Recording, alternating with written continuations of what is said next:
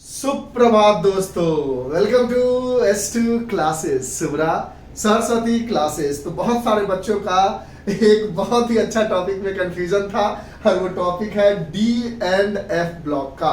तो हमने सोचा है कि डी एंड एफ ब्लॉक का कम से कम 7-8 क्वेश्चन आपको एग्जाम से पहले बनवाकर, और दूसरा एक चैप्टर है बायोमोलिक्यूल्स, उसमें बहुत लोगों का दिक्कत है। तो अभी इधर फिजिकल का रिवीजन करवा ही दिया, केस स्टडी के रिगार्डिंग, ऑर्गेनिक में बहुत सारी चीजें समझा ही दी है। जरूरत होगा तो आप अच्छा सा कमेंट कर लेना, उसके अकॉर्डिंग बता देंगे। तो आज हम एक inorganic chemistry D and F block का एक क्वेश्चन लेकर आए हैं। इस क्वेश्चन को बताने से पहले थोड़ा सा हम क्लास 10th रिवाइज कराते हैं आपको। आपने क्लास 10th में एक चीज पढ़ा था कि CaO लेते हैं, जिसको हम क्विक लाइम कहते हैं, क्विक लाइम कह लो, या इसका आईपेक नेम आप कैल्शियम ऑक्साइड कहते थे। हिंदी में देहाती भाषा में इसको चूना कहते हैं। व्हाइट कलर का होता है, पान खाने वाला, पान के पत्ते के ऊपर लगाता है, उसको क्विक लाइम कहते हैं, या कैल्शियम ऑक्साइड, या हिंदी में चूना। जब इसको आप पानी में मिलाते थे तो क्या होता था? कैल्शियम हाइड्रो ऑक्साइड बन जाता था। इसका नाम है कैल्शियम हाइड्रो ऑक्साइड, जिसको दूसरी भाषा में आप लाइम वाटर के नाम से भी जानते थे। तीसरी भाषा में इसको आप स्लेकेड लाइम के भी नाम से जानते थे। और इसका इस्तेमाल कहाँ करते थे?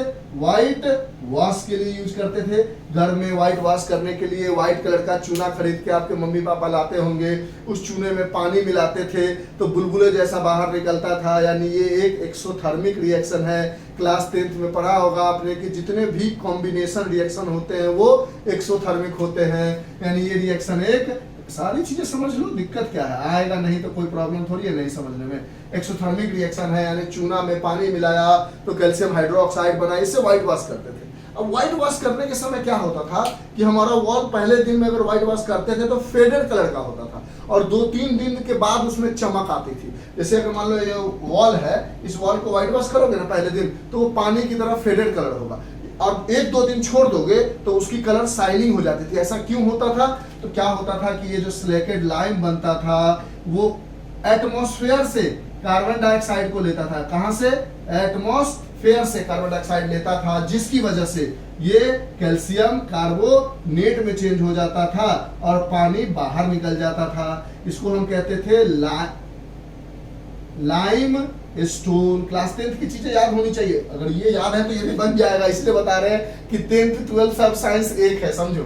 लाइम स्टोन कहते थे, जिसका नाम होता था कैल्शियम कार्बोनेट। फिर इस कैल्शियम कार्बोनेट को अगर आप हीट कर देते थे तो ये चेंज हो जाता था फिर से कैल्शियम ऑक्साइड में, और कार्बन डाइऑक्साइड बाहर निकल जाता था। क्योंकि कार्बोनेट है तो कार्बोनेट जब भी टूटेगा, हीट करोगे तो कार्बन डाइऑक्साइड निकलेगा ही निकलेगा। ये कैल्शियम ऑक्साइड फिर से मिल जाता था। लेकिन यहाँ पर जो कैल्शियम ऑक्साइड होता था वो सॉलिड फॉर्म में होता था, तो पानी मिला के उसको लिक्विड में बनाना पड़ता था। और यहाँ जो कैल्शियम ऑक्साइड मिलता था कैल्शियम कार्बोनेट से टूटकर, वो होता था पाउडर के फॉर्म में। किसमें? पाउडर में। और इसका इस्तेमाल हम करते थे मैन्युफैक्चरिंग ऑफ सीमेंट के लिए, थोड़ा बहुत याद होगा। और इसी CaCO3 को अगर उठा के आप CaCO3 को उठा के थोड़ा सा कार्बन डाइऑक्साइड और थोड़ा सा पानी और दे देते थे, मतलब पहले तो आप COH का होल 2 को कार्बन डाइऑक्साइड देते थे, CaCO3 बनता था। इसको उठाकर अगर हीट कर दिया तो CO बन गया। लेकिन अगर इसको उठाकर थोड़ा कार्बन डाइऑक्साइड और पानी दे देते थे तो ये CaHCO3 का होल ट्वाइस बन जाता था, और जिसका नाम होता था कैल्शियम हाइड्रोजन कार्बोनेट। ये सारी चीजें कहां पढ़ी थी हमने? क्लास 10th में पढ़ी थी। अब देखो इस रिएक्शन को हम 10th से कोरिलेट करके दिखाएंगे आपको। अब इसमें कह रहा है आइडेंटिफाई A to D, यानी ये A क्या होगा ये बताओ, B क्या होगा ये बताओ, C क्या होगा ये बताओ, D क्या होगा ये बताओ, E क्या होगा ये बताओ। कुछ चीजें हमारे पास इवन है तो ऊपर से इरेज करते हैं ताकि एक ही बार में आपको टॉपिक का मतलब। ये 5 नंबर का क्वेश्चन था, देख रहे हो, 5 मार्क्स का ये क्वेश्चन। ये जवाब नहीं है इसका, ये हमने 10th का समझाया। ये मत समझना कि ये इसका आंसर है, ना ना ना ना। ये हमने 10th का समझाया कि 10th में ये सब चीजें आपने पढ़ी होगी।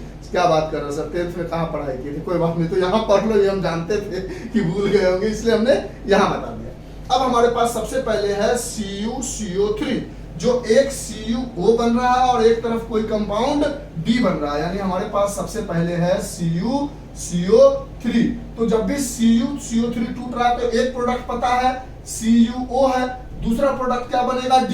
तो आप जानते हो कि जब भी कार्बोनेट टूटता है तो कार्बन डाइऑक्साइड तो बनता ही बनता है, यानी कार्बन डाइऑक्साइड बन गया, यानी D क्या है हमारे पास CO2 है। देखो आराम आराम से समझना।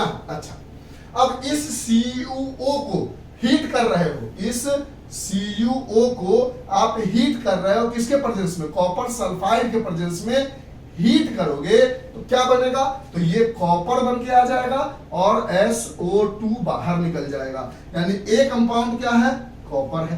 देखो A निकल गया, D निकल गया। अब D को रिएक्ट करा रहे हो CaOH का होल ट्वाइस से, आराम आराम से। तो D क्या है आपके पास, CO2 है, और इसका रिएक्शन करा रहे हो CaOH के होल ट्वाइस से। ओए होए होए होए होए, CaOH का whole twice plus CO2 give CaCO3 plus H2O class 10। तो क्या बन जाएगा, CaCO3 प्लस H2O, यानी देखो ये मिल्की व्हाइट है और ये जो CaCO3 बनता है इसी को हम कहते हैं मिल्की व्हाइट। और एक और बात आपने क्लास 10 में पढ़ा होगा कि carbon dioxide turns lime water to milky white, और लाइम वाटर क्या है, CaOH का होल 2, उससे कार्बन डाइऑक्साइड मिलेगा तो एक चीज बन के आएगा जो मिल्की कलर का होगा। तो E क्या हो गया हमारे पास, CaCO3, खत्म।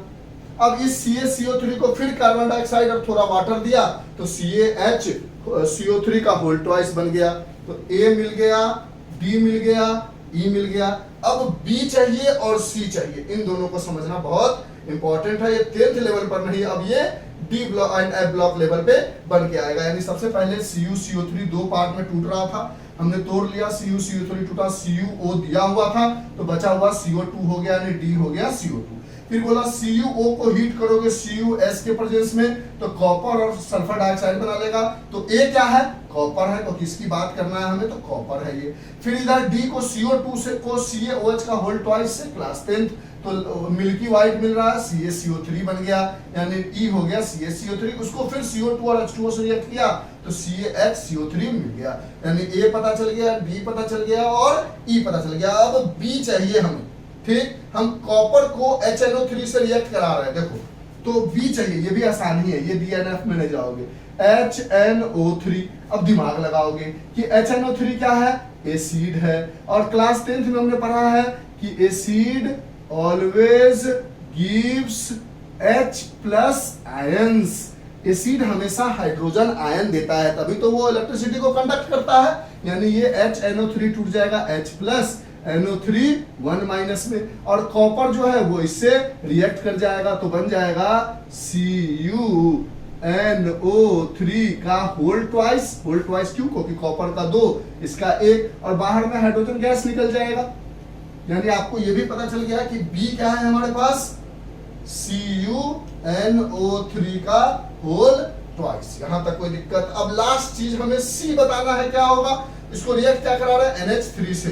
तो CuNO3 होल ट्वाइस को जब NH3 से रिएक्ट कराओगे तो ये NO3 होल ट्वाइस बाहर निकल जाएगा, यहां से NO3 बाहर निकल जाएगा, 2NO3 होल ट्वाइस है तो 2NO3 बन के निकल जाएगा। बच क्या जाएगा हमारे पास, Cu और NH3, और Cu का वैलेंसी कितना होता है, 2 प्लस, कॉपर का जानते हो 2 प्लस होता है, तो Cu और NH3 मिलके एक कोऑर्डिनेट बॉन्ड बनाएगा। मार्कर ले लेते हैं 1 मिनट, एक कोऑर्डिनेट बॉन्ड बनाएगा। अब ये इससे रिएक्ट करेगा तो ये बना लेगा CuNH3 होल 4। समझाते हैं कोऑर्डिनेट बॉन्ड कैसा बनाएगा, CuNH3 होल 4, और इसके ऊपर में आ जाएगा 2 प्लस, आराम से प्लस 2NO3 बाहर निकल जाएगा, यानी C जो हो गया वो मिल गया हमारे पास CuNH3 होल 4, इसके ऊपर में 2 प्लस। अब इसके ऊपर में 2 प्लस क्यों आया, क्योंकि NH3 जो है वो एमीन है, और एमीन जो होता है वो न्यूट्रल होता है, और न्यूट्रल कंपाउंड का कोई साइन नहीं होता है और कॉपर का 2+ है, तो इसको सेटिस्फाई करने के लिए हमें 2+ ऊपर में लगाना पड़ेगा, तो कॉपर का ऑक्सीडेशन नंबर 2+ आएगा। फिर से इसको लास्ट बार समझ लेते हैं।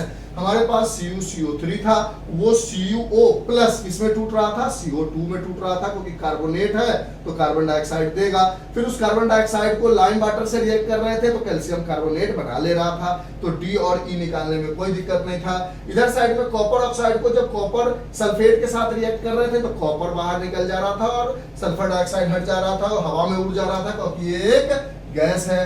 तो ए हमें मिल जा रहा था कॉपर। इस कॉपर को जब HNO3 से रिएक्ट कर रहे थे तो HNO3 एक एसिड है, H+ बाहर निकल जा रहा था और NO3 से जुड़ जा रहा था, तो CuNO3 का होल ट्वाइस बन गया। जब CuNO3 का होल ट्वाइस को NH3 से रिएक्ट कराओगे तो ये कंपाउंड को CuNH3 2+ आ जाएगा।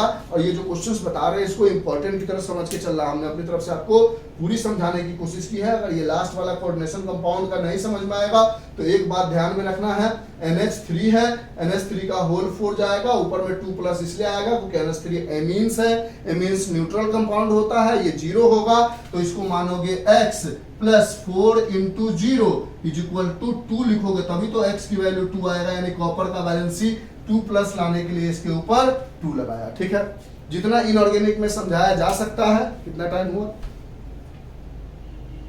11 मिनट, जितना इनऑर्गेनिक में समझाया जा सकता है उतनी कोशिश हमने की इनऑर्गेनिक में आपको समझाने की, और हमें जैसा लगता है कि आपको थोड़ी बहुत भी समझ में आई होगी। और ये सब प्रैक्टिस करके चले जाओ, एग्जाम में डायरेक्टली अगर ये आ जाएगा तो आपके लिए फायदेमंद रहेगा और दिक्कत नहीं होगा। ठीक है, तो ये कर लो, देख लो, समझ लो जितना समझ सकते हो, क्योंकि देखो इनऑर्गेनिक हम झूठ नहीं कहना चाहते हैं, हम खुद आपको अच्छे से चाहते हैं कि समझ में आए। इनऑर्गेनिक में रटवा देना, लिख देने से मतलब है कि समझ में आना चाहिए, इसलिए 10th का कोरिलेशन करवाया। बात बाकी अगर आपको कोई भी कंफ्यूजन लगता है तो आप पूछ लोगे, हमने एक साथ सब लिखा है तो बीच में आपको स्क्रीनशॉट नहीं लेने बनेगा। तो A ये है, B ये है, C ये है और D ये है और E ये है, ये है CaCO3। इस तरह से ABCDE मिल गया। बाय। इस तरह से इनऑर्गेनिक का 2-4 क्वेश्चन और करवा देंगे तो चीजें और आसानी से क्लियर हो जाएगी। Bye, have a nice day. और अच्छा लगे तो एक बढ़िया सा कमेंट, बुरा लगे फिर भी बताना सर कहाँ कंफ्यूजन है, मतलब किसी भी तरह से 1 comment I deserve. Bye, thank you, okay sir, bye.